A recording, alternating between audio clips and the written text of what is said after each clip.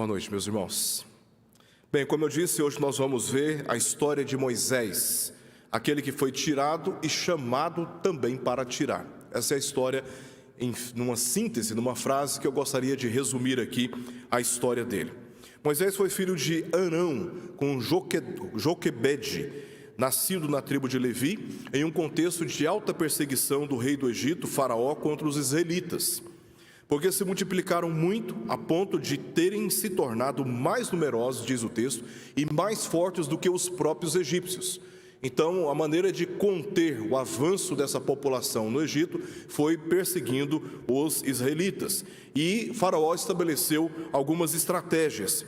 A primeira estratégia dele, para evitar a multiplicação dessa população e evitar também uma possível rebelião. Imagina, o povo vai se multiplicando, e se esse povo cismar com o Império Egípcio, cismar com os egípcios, eles não vão conseguir conter, eles serão esmagados. Então Faraó determinou os feitores de obras para que aumentasse as aflições dos israelitas na terra do Egito. Só que não deu certo essa estratégia, porque diz o texto que o povo se multiplicou mais ainda. Imagino que os trabalhadores, os escravos israelitas, chegavam em casa tão cansados, tão exaustos, e eles devem ter pensado assim: bom, só tem uma maneira de eu descansar a minha alma e descansar o meu corpo, ter uma noite de prazer e alegria com a minha esposa.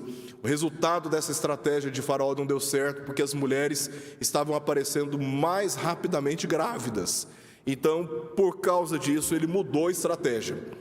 Faraó determinou que as parteiras, quando fossem chamadas para assistir as mulheres hebreias no seu parto, que elas, as parteiras, matassem os meninos recém-nascidos dos filhos de Israel.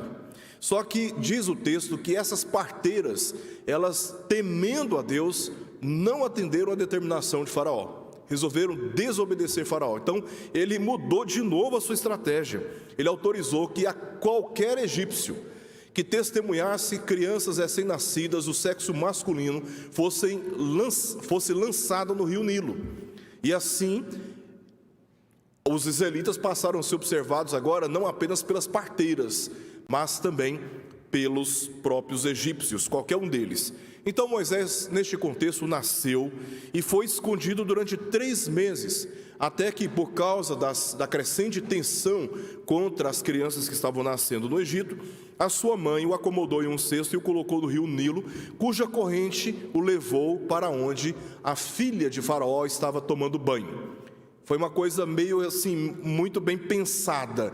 Ela colocou ali no rio e, sabendo onde a filha de Faraó estava tomando banho, aquele cesto com aquela criança foi até ali. O que aconteceu é que a filha de Faraó avistou aquele cesto, mandou tirar das águas e se compadeceu da criança. A criança estava chorando muito, diz o texto. E quando ela viu aquela criança, ela se apaixonou por aquela criança e teve muita pena dela. Então, entregou os cuidados à sua mãe. Ela recebeu o conselho, ela recebeu uma sugestão e ela achou aquela sugestão muito boa. Chama a mãe do menino aqui. E a filha de Faraó resolveu assalariar, pagar salário para a mãe de Moisés cuidar dela ali dentro do ambiente mais seguro do Egito, que era no palácio. E o que aconteceu? Como a filha de Faraó estava comprometida financeiramente de manter Moisés, ela o considerou como se fosse um filho, porque ela desenvolveu, pela sua compaixão, pelo seu comprometimento com a mãe, pelo salário que ela estava pagando, a manutenção daquela criança, ela começou a considerar a criança como se fosse o seu próprio filho. Então ela resolveu dar o nome a essa criança de Moisés, conforme lemos no capítulo 2, versos 3 ao verso 10 do livro de Êxodo. Moisés, provavelmente, este nome tem origem egípcia, porque há mais ou menos 1.400 anos o Egito teve 2 faraós, um com o nome Tutmoses e o outro Amoses. Então é possível que o nome de Moisés, a filha de Faraó, tenha tirado da linguagem egípcia, que significa filho e nascido de. Só que nós temos aqui na Escritura uma expressão mais popular, que vem do hebraico, que vem da perspectiva hebraica. É como se fosse uma versão hebraica de uma linguagem egípcia, tá? Então, na linguagem hebraica, a referência está no verso machá, que significa simplesmente tirar, da onde vem a palavra Moshe, tirar. Esse é o verbo machar, tirar. As duas palavras, tanto numa linguagem egípcia como numa linguagem hebraica, têm relação imediata com a história de Moisés. Filho, entre aspas, o adotado, o recebido como filho por parte da filha de Faraó, ou tirado das águas. De uma forma ou de outra, o nome Moisés tem a ver com a sua própria história. O contexto do nascimento de Moisés foi cercado por inúmeras provações, como nós já vimos aqui. Mas o Senhor bondosamente o livrou de cada uma daquelas provações. Deus soberanamente cuidou de Moisés desde o seu nascimento. E isso não significa, quando nós olhamos para a história dele, que a sua trajetória foi isenta de muitas lutas. Muito pelo contrário, a trajetória de Moisés foi uma trajetória de muitas e muitas lutas. E eu separei aqui pelo menos 6 lutas pelas quais Moisés enfrentou diante do Senhor. Eu sempre gosto de dizer, e é bom frisar aqui, como já fiz no início da nossa série de mensagens, que nessa luta do homem com Deus, a disparidade, a diferença, a desproporcionalidade de autoridade, de poder, de virtudes é tão grande que poderíamos dizer que é impossível o homem lutar com Deus. Mas nós temos na história bíblica, isto é inegável, muitos personagens que lutaram com Deus. E a luta não foi uma luta física, de igualdade de poder e de força física. Não, foram lutas provocadas pelo desconhecimento dos planos de Deus, da vontade de Deus. E muitos autores bíblicos entraram em conflito, como nós veremos aqui. Por exemplo, a primeira luta dele, as lutas do sou eu quando não compreende o eu sou. E a primeira luta de Moisés foi dar desculpas para o chamado de Deus. Deus o chama na sua soberana autoridade, e o que nós vemos na reação de Moisés são desculpas. Moisés amava o seu povo e estava disposto a defendê-lo, mesmo ao custo de ter que deixar o conforto e a segurança da casa do rei do Egito, como nós vemos na história. Por exemplo, quando ele viu um egípcio espancando um hebreu, fez justiça contra ele, tirando-lhe a vida, o matou. Então ele sai daquele conflito e ele vê 2 hebreus, 2 israelitas, brigando entre si. Moisés interferiu naquela briga, julgou aquele que era o maior responsável pela briga. Só que este, ao ser julgado por Moisés, disse: quem é você para julgar? Eu tenho conhecimento do que você fez lá com o egípcio. Porque diz o texto que Moisés matou o egípcio e escondeu debaixo da areia. Mas na hora que ele vai apartar a briga entre os hebreus, ele descobre que um deles estava sabendo. Ele achava que ninguém tinha visto, mas alguém estava sabendo. Então, por causa disso, Moisés resolveu fugir de lá e foi para uma terra chamada Midian, que fica na Península Arábica, mais ao norte. Você pega o mapa aí comum, qualquer mapa, você vai ver que existe uma península hoje onde está a Arábia Saudita. Então Moisés foi para a terra de Midian. Quando ele chega na terra de Midian, ele se aproxima de um poço onde as filhas de um sacerdote chamado Reuel iam buscar água para levar para o seu rebanho. Só que os pastores chegavam ali, viam as mulheres tentando abastecer suas vasilhas para levar para o rebanho, e eles enxotavam as mulheres de lá, mandavam sair. Então elas ficavam ali se sentindo injustiçadas, desprezadas, desvalorizadas. E Moisés, quando viu isto, no impulso da sua própria natureza, movido por seus valores morais, ele resolveu enfrentar aqueles pastores e defendeu a vida daquelas mulheres e a necessidade delas. Então elas chegaram em casa e o sacerdote Reuel falou assim: mãe, por que você chegou tão cedo? Geralmente vocês voltam mais tarde. Aí elas foram contar a história. E ele falou: não, chame ele lá, traga ele para cá, vamos dar comida para ele, vamos acolhê-lo aqui junto conosco. Então Moisés, na história dele, nós vemos que ele tinha sede de justiça e defendia naturalmente aqueles que estavam sofrendo. Enquanto isso, diz o texto que os filhos de Israel estavam padecendo no Egito, estavam sofrendo. Moisés, em situações onde aparentemente ninguém estava observando, ele mostrou a sua disposição de defender a causa do injustiçado. E aí, Deus então resolve chamar Moisés para tirar o povo do Egito e levá-lo para a terra de Canaã. É neste contexto aqui que nós vemos Deus o chamando. O anjo do Senhor se revelou a ele ainda lá na terra de Midian. Ele estava no pasto, cuidando dos animais do sacerdote, para quem ele passou a trabalhar. Numa chama de fogo, o anjo do Senhor apareceu. Essa chama de fogo estava numa sarça ardente. Ele viu aquilo de longe e falou: mas que situação, que evento glorioso aquele. Deixa eu me aproximar para saber o que é aquilo que está acontecendo, porque a sarça, ela não se consumia e o fogo era muito forte. E havia no meio da sarça, no meio do fogo, o anjo do Senhor. Como vimos aqui na história de Jacó, o anjo do Senhor é uma manifestação na antiga aliança da própria pessoa de Jesus Cristo, não encarnado. A encarnação seria somente na nova aliança. Mas antes, Jesus ele teve aparições no Antigo Testamento, e aqui é uma das aparições que é chamado de anjo do Senhor. Anjo, que é a figura da sua condição divina, de também a sua função de mensageiro, e do Senhor, porque procede do Senhor, como um filho de Deus que procede da parte do Senhor. Então esse anjo fala com Moisés, fala com ele e resolve então dar algumas instruções para que Moisés, guiado pelo Senhor, promovesse, mediasse a retirada dos filhos de Israel, da descendência de Jacó, da terra do Egito. Então aqui ele enfrentou a sua primeira luta pessoal com Deus, pois a sua primeira iniciativa não foi movida pela sede de justiça, como nós vimos na experiência passada dele, que ele foi levado por um impulso a defender a causa daqueles que estavam sofrendo, mas aqui com um desafio muito maior para fazer aquilo que ele tanto desejava, que era defender a causa daqueles que estavam sofrendo.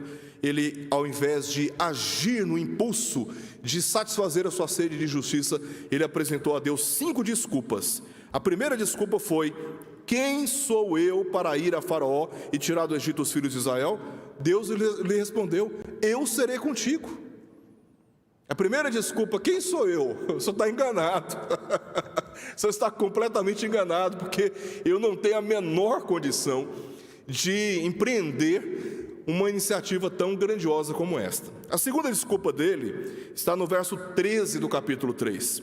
Disse Moisés a Deus: eis que quando eu vir os filhos de Israel e lhes disser, porque ele apresenta uma desculpa, Deus dá uma solução. Aí agora ele apresenta uma outra desculpa. Quando eu chegar diante dos filhos de Israel, eles vão, e eu falar para eles o seguinte: olha, o Deus de vossos pais me enviou a vós outros, e eles me perguntarem: qual é o seu nome? Que lhes direi? Deus então dá a solução para ele. Ao invés de você dizer: quem sou eu? Você vai dizer para eles que o eu sou o que sou. Disse mais: assim dirás aos filhos de Israel: eu sou, me enviou a vós outros. Então ele apresenta a primeira desculpa, Deus dá a solução. Ele apresenta a segunda desculpa, Deus dá a solução. Aí o que ele faz? Ele apresenta a terceira desculpa. A terceira desculpa dele foi: mas eis que não crerão.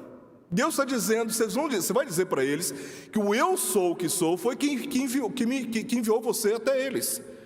Mas ele vai e apresenta a terceira desculpa: mas eis que não crerão, nem acudirão à minha voz, pois dirão: o Senhor não te apareceu. Então, em resposta, Deus fez 2 sinais diante dele. Disse para ele: pega o bordão ou a vara. E aí ele foi, pegou o bordão, pegou a vara, lance no chão. Ele lançou no chão, se transformou numa serpente. Aí Deus disse para ele: agora pegue pela cauda a serpente. Ele pegou a serpente pela cauda, a serpente se transformou de novo em uma vara. Você vai fazer esse sinal, essa maravilha diante dos filhos de Israel, e eles crerão que eu, o Senhor Deus Todo-Poderoso, foi quem te enviou. Se eles não crerem, você poderá fazer um outro sinal. põe a mão no peito. Ele colocou a mão no peito, tira a mão do peito. Quando ele tirou, a mão estava branca, tomada por lepra.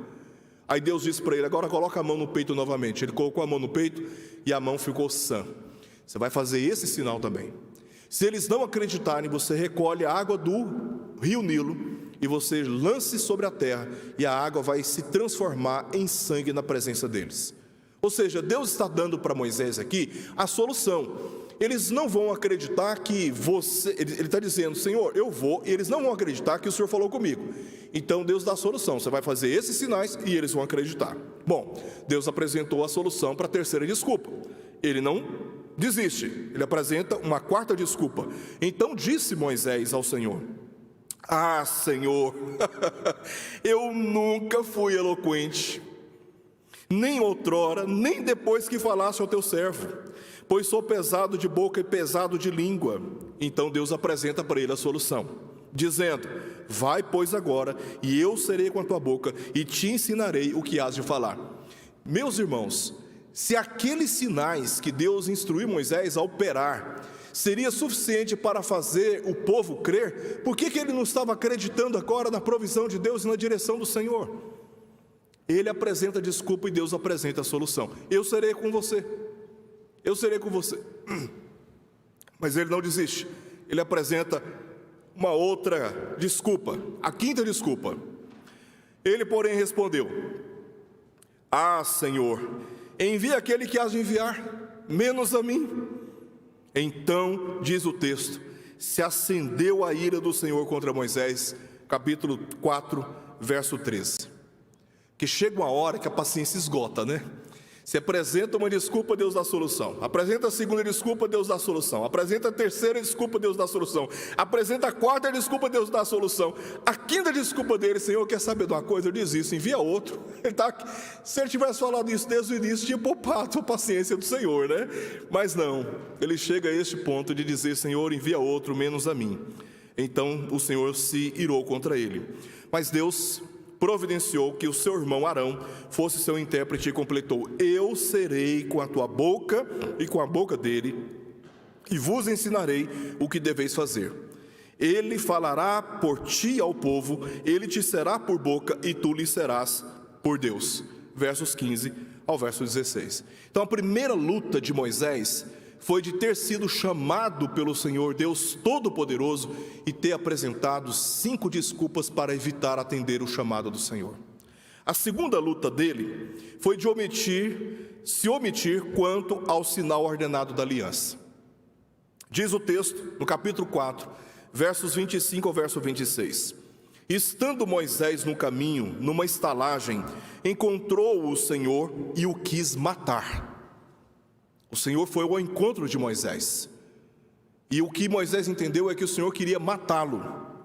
Então Zípora, a sua esposa, filha do sacerdote Reuel, tomou uma pedra aguda, cortou o prepúcio de seu filho, lançou-o aos pés de Moisés e lhe disse: sem dúvida tu és para mim esposo sanguinário. Assim o Senhor o deixou. Cumprido o rito, obedecido a ordenança, o Senhor deixou Moisés. E a esposa disse para ele: esposo sanguinário por causa da circuncisão. Capítulo 4, versos 25 ao verso 26. A afirmação de que o Senhor quis matá-lo indicou como a circunstância foi compreendida por Moisés. Como que Moisés entendeu isso aqui? Que Moisés é o autor do livro de Êxodo.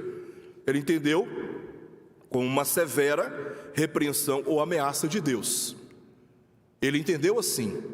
Mas ficou claro para Zípora o que tinha que ser feito: a circuncisão de um de seus filhos que não tinha sido circuncidado.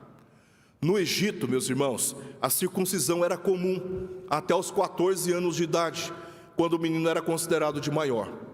Mas a circuncisão ao 8º dia foi ordenada pelo Senhor a Abraão. E Moisés sabia disso. Moisés sabia muito bem disso. No entanto, ele se omitiu em relação à circuncisão de um dos filhos, porque o texto diz claramente que Zípora tomou uma pedra aguda e cortou o prepúcio do seu filho, singular. Moisés até aqui tinha 2 filhos, Gerson e o outro, agora não me recordo, Eliezer, uma coisa assim. Então, um filho tinha sido omitido por Moisés, tá? Um filho. Então, quando Deus veio contra Moisés, Moisés achou que Deus ia matá-lo, tão enfurecido que Deus estava com ele. Porque Moisés se omitiu em relação a uma responsabilidade para com a sua casa, deixando de circuncidar o menino. Tudo indica que Moisés falhou ao deixar de observar e atender à ordem divina, não procedendo corretamente como membro da comunidade da aliança, numa ofensa grave que aborreceu o Senhor. Nós todos sabemos que Deus, no capítulo 17 do livro de Gênesis, ordenou a Abraão a circuncidar as crianças até o 8º dia, e quanto aos demais também deveriam ser circuncidados. E todo aquele que não era circuncidado não era considerado povo da aliança, povo de Deus, e tinha que ser colocado para fora dos limites do povo de Israel. Então, havia ali, dentro do território de Israel, uma pessoa que não era circuncidada, era considerada impura, não era considerada povo de Deus. E isso tinha que ser levado bastante sério na antiga aliança. No Novo Testamento nós sabemos que a circuncisão deu lugar ao batismo, e nós entendemos por este e vários outros motivos a necessidade dos nossos filhos serem batizados, porque eles estão sob a responsabilidade nossa, na aliança, no pacto, no acordo que nós temos com Deus. E a nossa responsabilidade é de levar os nossos filhos para receberem um sinal da aliança. A coerência que Moisés precisava ali é a coerência que todos nós necessitamos. Veja só, Moisés falaria ao povo do Deus de Abraão, do Deus que fez uma aliança e de que estava cumprindo suas promessas da aliança. Então ele precisava observar o sinal da aliança. Como ele poderia falar de um Deus da aliança, sendo que ele mesmo estava se omitindo em relação ao dever para com a aliança que Deus havia estabelecido com Abraão, desde Gênesis capítulo 17, onde ele estabeleceu e fixou como sinal da aliança a circuncisão. Quando Zípora lançou o prepúcio do menino aos pés de Moisés, disse: sem dúvida, tu és para mim esposo sanguinário. E diz o próprio texto, não que Moisés era um assassino contumaz, que Moisés era um homem de lutas, não. O próprio texto responde que ela o chamou de esposo sanguinário por causa da circuncisão. A obediência pelo sangue de seu filho salvou a vida de Moisés. Quando o menino foi circuncidado, o Senhor deixou Moisés. Tá? O Senhor deixou Moisés. A terceira luta de Moisés, primeiro foi dar desculpas para o chamado de Deus. Segunda luta de Moisés foi não circuncidar o filho, segundo a ordem de Deus, e isto provocou a ira de Deus contra ele. A terceira luta de Moisés foi questionar os caminhos de Deus. Quantos de nós aqui já não questionamos os caminhos de Deus? Senhor, por que eu? Por que isso está acontecendo? Quantas e quantas vezes nós não questionamos os caminhos do Senhor? Moisés foi um autor bíblico que questionou os caminhos de Deus. Depois que Moisés retornou ao Egito, juntamente com seu irmão Arão, Deus mandou que Arão fosse ao seu encontro no deserto. Eles se encontraram, se abraçaram, eram irmãos, e eles então foram lá para o Egito. E a primeira coisa que Moisés fez com Arão foi de obedecer aquilo que Deus havia dito lá no capítulo 3 de Êxodo, verso 16, que eles se reunissem com os anciãos do povo, ou seja, os representantes, né? Os mais velhos. Então, diante daqueles representantes do povo, Moisés fez aqueles sinais. Moisés disse: olha, o eu sou me enviou até vós. E ele fez esses sinais. Certamente, pelo próprio contexto, eles tiveram dificuldades de acreditar no testemunho de Moisés. Então Moisés fez aqueles sinais que já mencionamos aqui, para que eles pudessem acreditar. E eles acreditaram, e diz o texto que adoraram ao Senhor, porque eles perceberam que Deus havia ouvido o seu clamor. O Deus de Abraão, o Deus de Isaac e o Deus de Israel havia ouvido a sua oração. quando se encontravam em muitas aflições por causa da escravidão no Egito. Então eles acreditaram e por isso eles adoraram ao Senhor. Em seguida, o que ele tinha que fazer? Ir até o rei do Egito, Faraó, o grande rei. Eles foram até lá e comunicaram, conforme nós lemos aqui no capítulo 5, verso 1. Assim diz o Senhor, Deus de Israel, o Deus dos filhos de Israel, o Deus desse povo numeroso e poderoso: deixa ir o meu povo para que me celebre uma festa no deserto. Tudo estava seguindo o plano orientado por Deus. Só que Faraó não reagiu bem. Enquanto as coisas estão indo muito bem, glória a Deus, aleluia, nós cantamos louvores com muito entusiasmo, mas quando a coisa começa a dar errado, é hora da gente questionar os propósitos de Deus. Como se as coisas, quando fogem à nossa expectativa, quando fogem ao nosso controle, parece que Deus está perdendo o controle também. Parece que está tudo perdido, mas na verdade não. E Moisés, numa perspectiva humana, horizontal, ele estava indo muito bem, até quando Faraó começa a reagir mal. Como que Faraó reagiu? Primeiro ele subestimou a autoridade do Senhor, dizendo: quem é o Senhor para que lhe ouça eu a voz e deixe ir Israel? Porque ele se julgava o soberano de toda a terra. Então que Senhor é este que Moisés está se referindo aí? Assim diz o Senhor. Que Senhor é este? Se eu sou o maior, o maioral, se eu sou o todo-poderoso, que Senhor é esse para que eu tenha que ouvir a sua voz? Segunda reação dele, mostrou a ignorância quanto ao Senhor. Óbvio, né? Só poderia falar uma coisa dessa, um questionamento desse, alguém que não conhece o Senhor. Ele mesmo disse: eu não conheço o Senhor. A outra reação dele foi de não obedecer o Senhor. Olha, eu não sei quem é esse Senhor, eu não conheço esse Senhor, mas uma coisa eu tenho para te dizer: eu não deixarei o povo de Israel ir.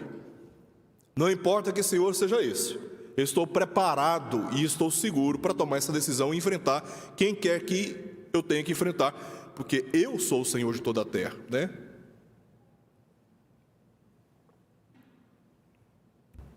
E aí ele faz um outro questionamento, porque Moisés, quando se reúne com os anciãos do povo, mostra aqueles sinais, e eles creram e eles adoraram. O que aconteceu com o povo? O povo foi renovado na sua esperança. O Senhor ouviu o nosso clamor, o nosso gemido, e o povo começou, pela confiança no Senhor, o povo começou a se preparar para sair do Egito. Começou a se preparar para sair do Egito. E aí agora o Faraó está questionando, porque os X9, né, chegaram para Faraó e começaram a dizer: o povo está à toa lá, não está trabalhando não. Depois que Moisés e Arão chegaram com essa conversa de que o Senhor, Deus deles, irá tirá-los aqui do Egito, eles ficaram ociosos. Então, o que Faraó decidiu fazer? Por que Moisés e Arão interrompeis o povo no seu trabalho? Ide as vossas tarefas. Disse também Faraó: o povo da terra já é muito, e vós o distraís das suas tarefas. Faraó se aborreceu, porque o povo teve a sua esperança renovada no Senhor. Como resultado disso, Faraó resolveu aumentar a aflição do povo, dizendo: agrave-se o serviço sobre esses homens, para que neles se apliquem e não deem ouvidos às palavras mentirosas. Deus está falando com o povo, renovando a sua esperança, e Faraó está dizendo que eles estão ouvindo mentiras. E eles então, por determinação de Faraó, e foram açoitados os capatazes dos filhos de Israel, que os superintendentes de Faraó tinham posto sobre eles. Começaram a açoitar aqueles que tinham sido colocados como coordenadores das tarefas que os filhos de Israel estavam realizando no Egito. Depois de tantas desculpas para atender o chamado de Deus, Moisés confiou nos seus propósitos e resolveu ir até Faraó interceder pelo povo israelita a fim de tirá-lo de lá. Mas agora, com a resistência de Faraó, a primeira dificuldade que pintou, toda aquela confiança pareceu ter desaparecido, e ele questionou usando essas palavras: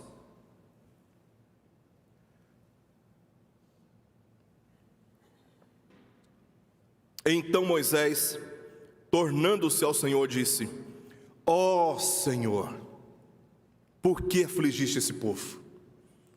Por que me enviaste? Pois desde que me apresentei a Faraó para falar-lhe em teu nome, ele tem maltratado este povo, e tu, de nenhuma sorte, livraste o teu povo. Êxodo 5, 22 a 23. Que luta, irmãos! Que luta Moisés está enfrentando aqui no seu coração em relação a Deus. Essas declarações revelaram a fragilidade de entender o tempo e os propósitos de Deus, além das aparentes impossibilidades humanas, e nessa crise pessoal, Moisés se mostrou lutando com Deus. Primeiro, ele responsabilizou Deus pelo aumento da aflição do povo. Olha as acusações que ele está fazendo. Ó Senhor, por que afligiste este povo? O povo já estava sendo afligido pelos egípcios, agora vem o Senhor e aumenta a aflição do povo? É assim que o Senhor quer agir com o teu povo? É assim que o Senhor demonstra amor e cuidado com o seu povo? Moisés está questionando os caminhos de Deus. Olha o que ele diz depois. Ele questionou a sua vocação: por que me enviaste? Esse problema já estava resolvido. Ele apresentou 5 desculpas, para as quais Deus apresentou soluções. E ele passou a crer que Deus realmente iria ser com ele na intercessão diante de Faraó. Agora, na primeira dificuldade, já está questionando: por que me enviou? Como se nada tivesse valido a pena. Terceiro, e o acusou de não cumprir o que prometeu. Pois desde que me apresentei a Faraó para falar em teu nome, ele tem maltratado este povo, e tu de nenhuma sorte livrar. O Senhor falou que ia livrar o povo? Eu fui lá, intercedi diante do Faraó, e o que aconteceu? O povo não foi livrado e a aflição dele aumentou. Veja como ele está aqui questionando os caminhos de Deus, os propósitos de Deus. Essa foi a sua terceira luta, questionar os caminhos do Senhor. Quarta luta, lidar com a rebeldia dos israelitas. Ah, meus irmãos, lá na terra de Midian, com a sua família, ele estava tão acomodado, tudo tranquilo. Ele levantava cedo, dormia tarde, com seus filhos, ia por ali, morando, imagina, filha do sacerdote Reuel, filha do pastor. E ele estava ali tranquilo na vida, com a vida dele. Até que o Senhor o chamou e o expôs a um cenário no qual ele teve de lidar com a incredulidade daqueles a favor de quem foi enviado para libertá-los da escravidão e guiá-los à terra prometida.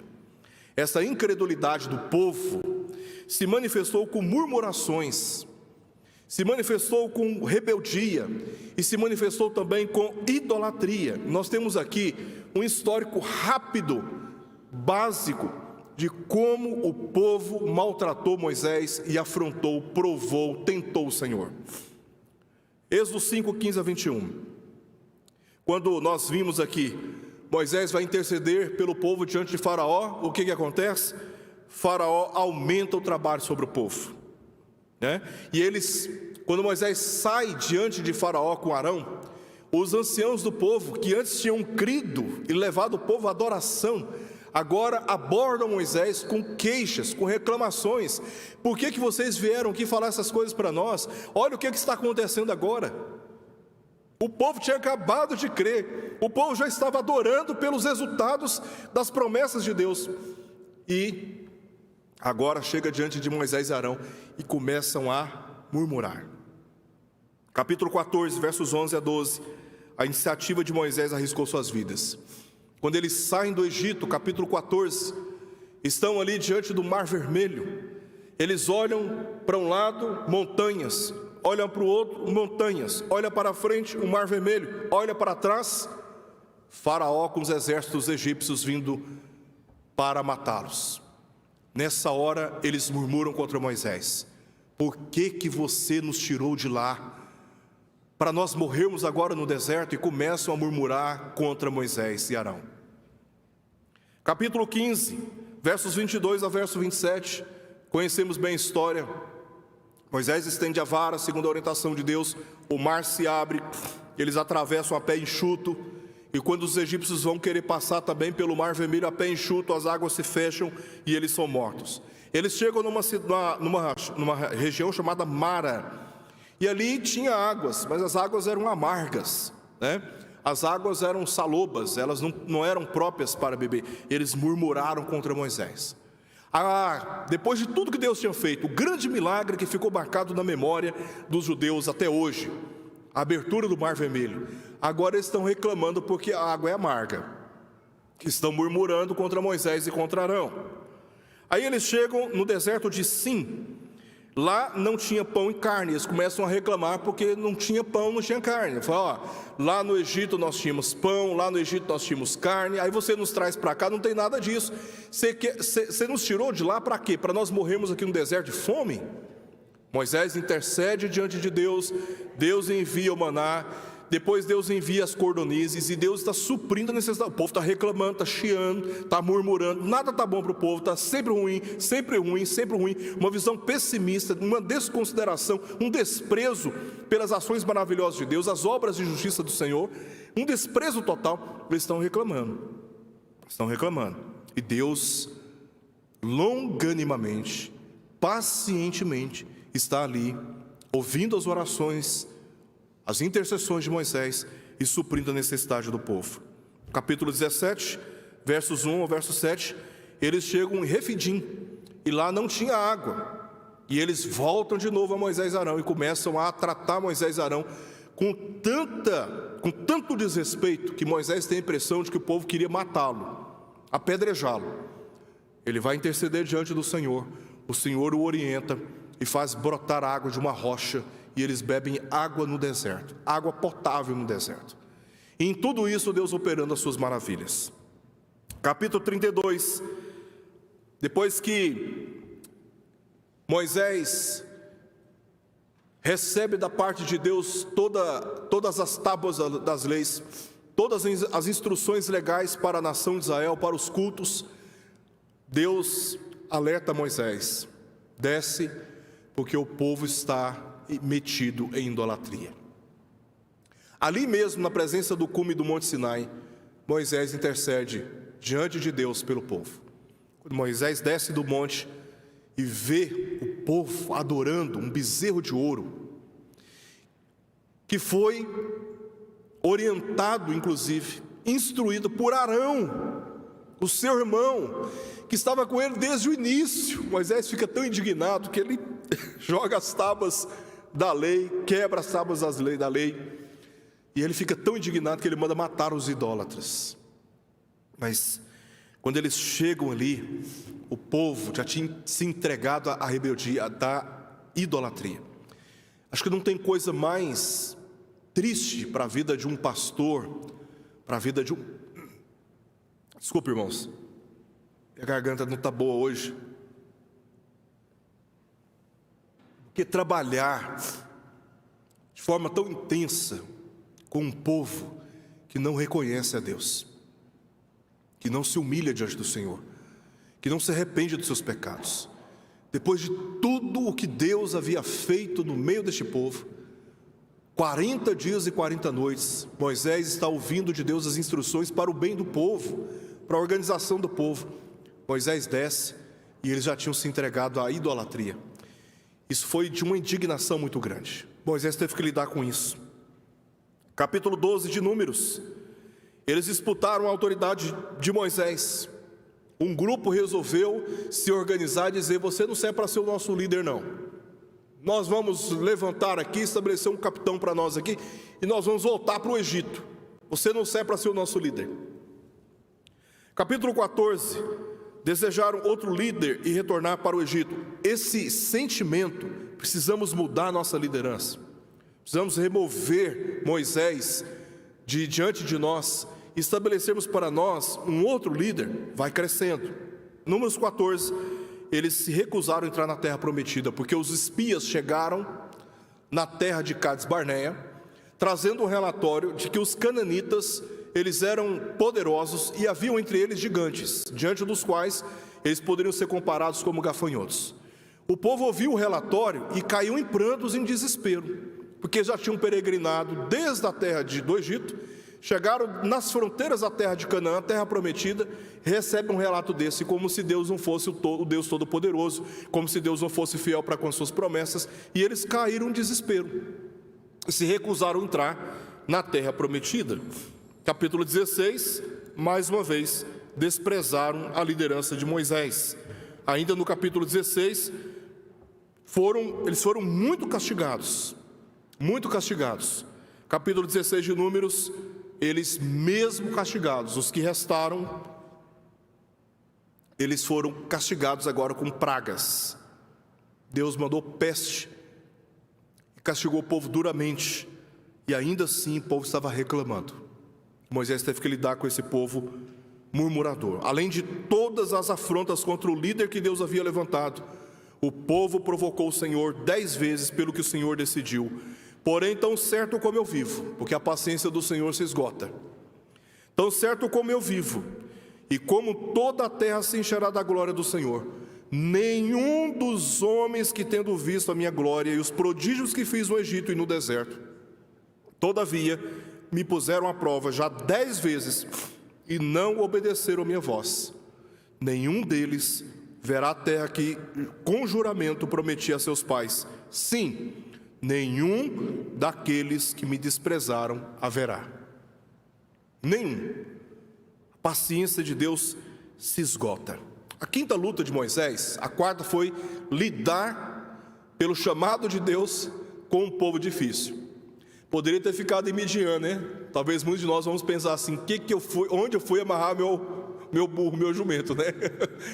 Estava tão bem onde eu estava, agora estou aqui no meio desse povo de dura cerviz, murmurador, reclamão, pessimista, tudo está ruim. Moisés tem que lidar com esse povo por causa do chamado do Senhor, e ele sofreu muito no deserto por conta deste povo, muito. A quinta luta dele foi não compreender o propósito da sua vocação. Claro, né? Você pega toda essa trajetória aí, mais uma vez ele está questionando a sua vocação. Primeiro, ele faz 3 questionamentos da sua vocação na sua história.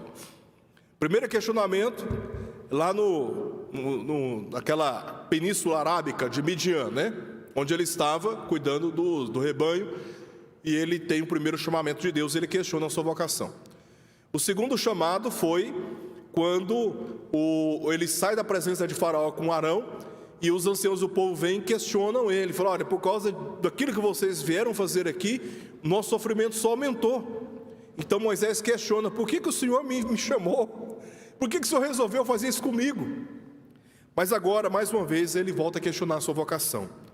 Moisés foi chamado por Deus para ser mediador diante dos israelitas e de Faraó, mas a libertação do povo e a sua condução às terras que tinham sido prometidas seria pelo poder de Deus somente. Deus foi quem ouviu o clamor do povo, Deus quem enviou o mediador da libertação, foi Deus quem enviou Moisés, Deus quem deu as garantias, dizendo: eu serei contigo, eu serei contigo, eu serei contigo. Então baixa a sua bola, porque quem vai fazer será eu estou com você, e eu irei com você. Deus quem decidiu libertar o povo. Diz o texto em Êxodo 3, versos 15 a 17, que é Ele quem vai tirar o povo do Egito. Moisés é apenas um meio, mas quem está tirando o povo do Egito é o Senhor.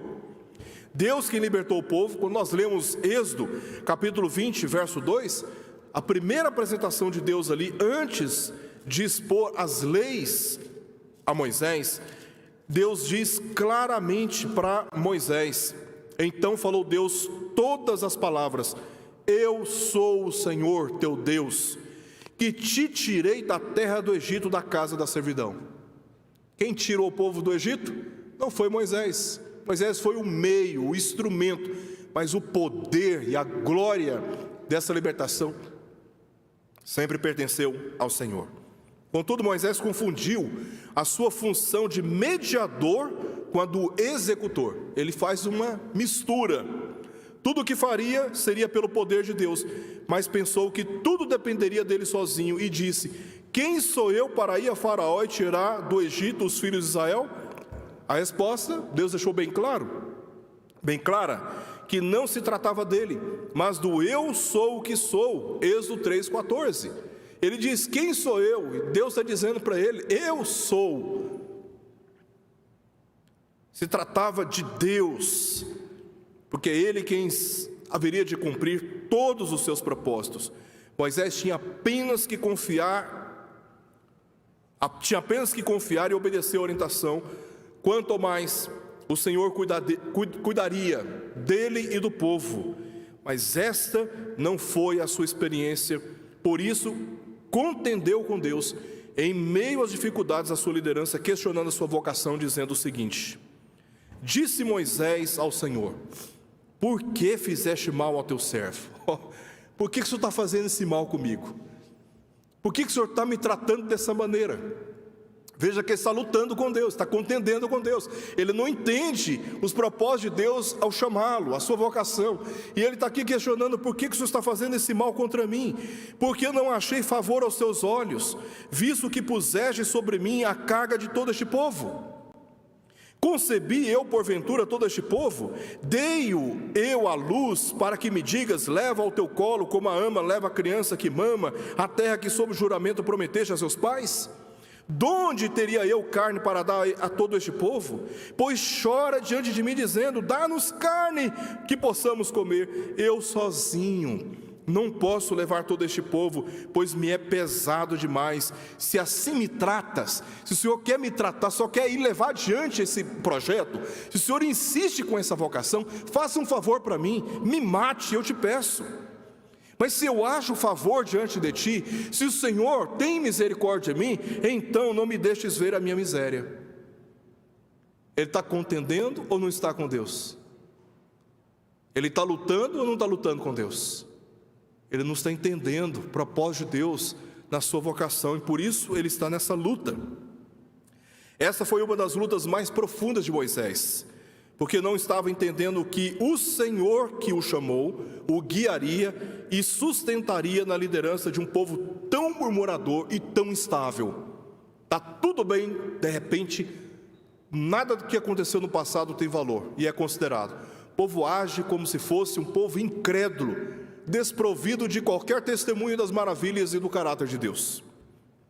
Quando passou a confiar mais em si que naquele que o havia chamado, percebeu que a carga era pesada demais e se angustiou até entender que o Senhor era com ele. Deus disse lá no passado: eu serei contigo, Êxodo 3, verso 12, eu serei contigo, eu estarei com você.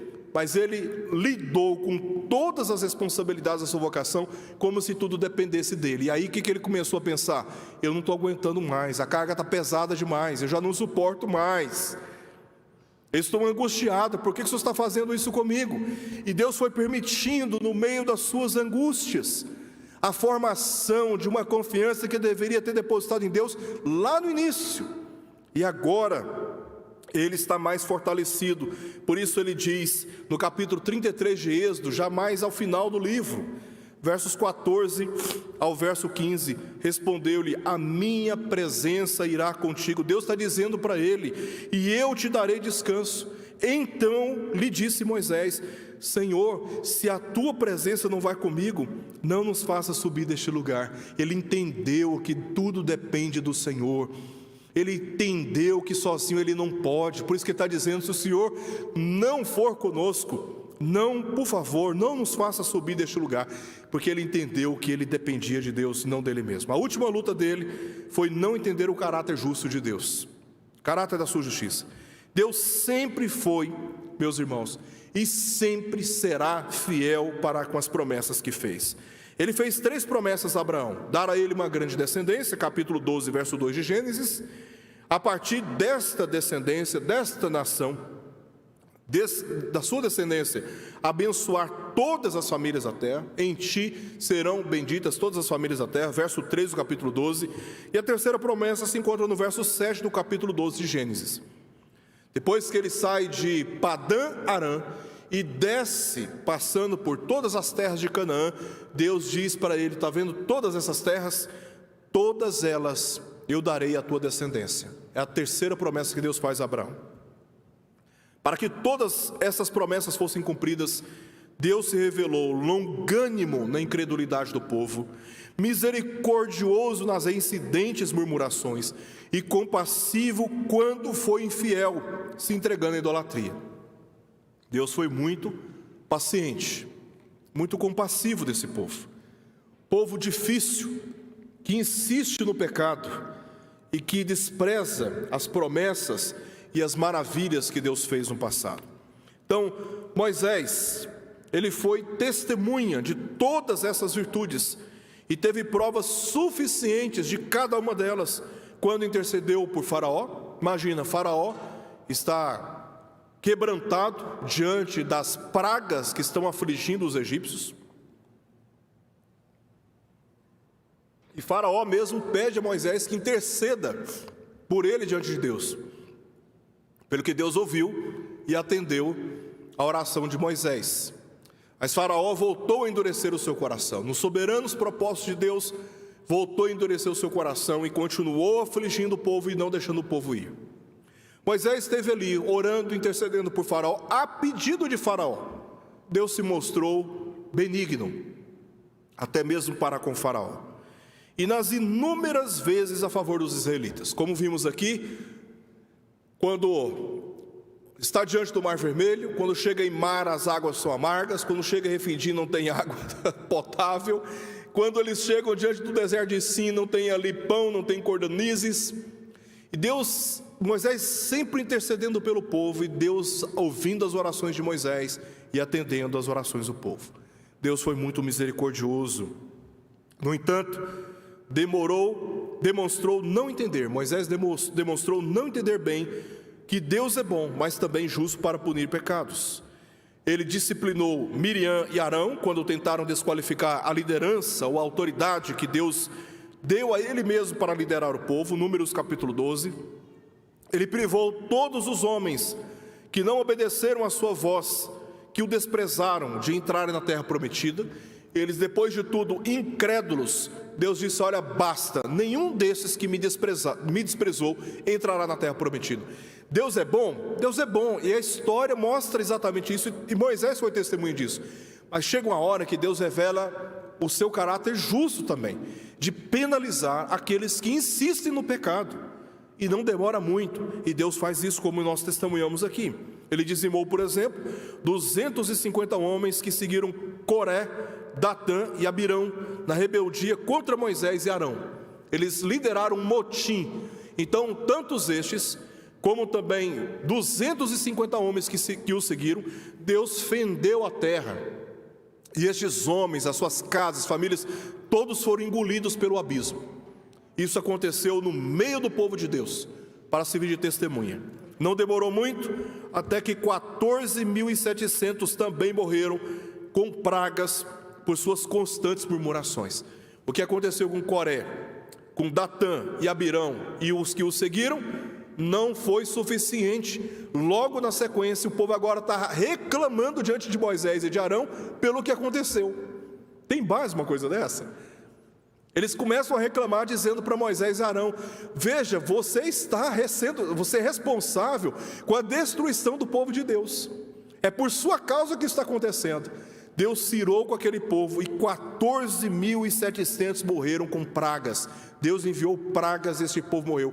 Povo rebelde, doente, pessimista, murmurador, só sabe reclamar, não sabe dar graças, não sabe agradecer, não se quebranta, não se humilha. Não, é só chiação, chiação, chiação, chiação, chiação. E Deus chega uma hora que Ele fala: basta. Por essa razão, Moisés reagiu 2 vezes, com sinceridade de coração, mas com palavras que expressaram limitado entendimento quanto ao caráter da justiça de Deus e da sua soberania, para, mesmo punindo tão severamente os rebeldes, garantir a concretização dos seus propósitos. 2 textos aqui que Moisés demonstra não ter compreendido muito bem o caráter da justiça de Deus. Êxodo 32, verso 11, nós lemos: porém Moisés suplicou ao Senhor seu Deus e disse: por que se acende, Senhor, a tua ira contra o teu povo, que tiraste da terra do Egito com grande fortaleza e poderosa mão? Por que se acende, Senhor, a tua ira contra o teu povo? O povo faz o que faz. Aí quando Deus vem punir, Moisés fala: por que o Senhor está punindo? Eu não estou entendendo porque o Senhor está fazendo isso. Olha esse outro texto, ainda no capítulo 32 de Êxodo, versos 31 ao verso 35. Tomou Moisés ao Senhor e disse: Tornou Moisés ao Senhor e disse: ora, o povo cometeu grande pecado, fazendo para si deuses de ouro. Agora, pois, perdoa-lhe o pecado, ou se não, se o Senhor não tem disposição para perdoar o povo, risca-me, peço-te, do livro que escreveste. É como se estivesse dizendo assim: olha, anule a minha salvação. Tem base uma coisa dessa? Então disse o Senhor a Moisés: riscarei do meu livro todo aquele que pecar contra mim. Vai, pois, agora e conduze o povo para onde te disse: eis que o meu anjo irá diante de ti. Ou seja, eu vou fazer o que eu entendo que devo fazer. Vá fazer o que você foi ordenado a fazer. Então, e ele continua: no dia da minha visitação, vingarei neles o meu pecado. Se eu tiver que aplicar justiça, Moisés, eu aplicarei justiça. E no dia da visitação, vingarei neles o seu pecado. Feriu, pois, o Senhor ao povo, porque fizeram um bezerro que Arão fabricara. Deus vai punir. Deus, ele se ira com o pecador. E ele dá tempo, ele é longânimo. Ele dá tempo para que o pecador se arrependa do mal que está fazendo diante dos seus olhos. Mesmo que ninguém esteja observando. Deus dá tempo para que haja arrependimento. Não se arrepende. Deus tem um dia da visitação, que Deus visita. E esse dia é o dia que Deus disciplina o seu povo. E a forma de Deus disciplinar é das mais variadas possíveis, segundo a história que nós observamos. Lições aqui para nós terminarmos, que estas lutas nos ensinam. Talvez estas tenham sido as principais lutas que Moisés teve no relacionamento com Deus. Em todas elas, Deus se mostrou paciente para com seu servo e o susteve durante toda a peregrinação. Moisés foi o grande legislador de Israel e mediador da aliança mosaica, e com ele Deus falava face a face, numa comunhão especial, se tornando o maior de todos os profetas. Por quê? Porque ele foi o primeiro a receber, escrever e ensinar a revelação do Senhor. Sua posição prefigurou a posição única de Jesus. Moisés foi o meio pelo qual Deus libertou o povo da escravidão do Egito, enquanto que Jesus foi o meio pelo qual Deus libertou seu povo da escravidão no pecado. Moisés promulgou a lei, mas Jesus veio para cumpri-la plenamente. Ele talvez não tinha certamente essa compreensão plena do plano de redenção, portanto as suas dúvidas, elas refletiram a sua limitada condição humana. É por isso que muitas vezes nós questionamos a Deus, não no intuito de afrontá-lo, desrespeitá-lo, mas é porque nós não estamos conseguindo compreender muitas coisas que Ele está fazendo, os seus caminhos. Aprendemos algumas coisas importantes. Quando Deus nos chama para uma tarefa, cabe-nos apenas confiar e atender, mesmo sem entender, pois o que envia é o que recebe. Também entendemos que os caminhos de Deus são sempre mais altos que os nossos próprios caminhos. Aprendemos também a honrar e a nos submeter àqueles que Deus revestiu com autoridade para nos guiar. E aqueles que se levantaram contra as autoridades instituídas por Deus, sofreram pena na história, e a história de Moisés está aqui para nos mostrar isso. Aprendemos também em todas as nossas aflições, que em todas as nossas aflições, Deus está moldando o caráter que Ele requer de todos nós. Então, as provas, as lutas, elas vêm para nos moldar. Nós que somos corrompidos pelo pecado, quando nós muitas vezes não ouvimos a doce voz de Deus, Deus nos permite passar por experiências indesejáveis, para nos arrependermos e compreendermos o quanto dependemos de Deus, assim como aconteceu na história de Moisés. E também aprendemos a entender que a justiça de Deus nunca tarda, e ela nunca falha, mas cedo ou mais tarde, Deus, Ele se vinga contra o pecador. Que essas lições extraídas das lutas de Moisés nos edifiquem e nos guiem para um caminho excelente, para este caminho que o Senhor tem chamado a mim e tem chamado a você. E que Ele nos abençoe, nos sustente, nos dê sempre a sabedoria e um coração quebrantado e humilde para vivermos uma vida de obediência a Ele. Vamos orar? Pai, nós te louvamos pela Tua palavra mais uma vez e te rogamos que apliques essas verdades aos nossos corações. e que ao sairmos daqui, saiamos convencidos de que a Tua palavra é a verdade infalível e suficiente para vivermos conforme o nome do Senhor é honrado. Livra-nos, ó Deus, dos nossos próprios enganos e dá-nos discernimento, Senhor, em todas as experiências pelas quais estamos atravessando. Perdoa, Pai, os nossos pecados e nos abençoe. Nós te rogamos por isso em nome de Jesus.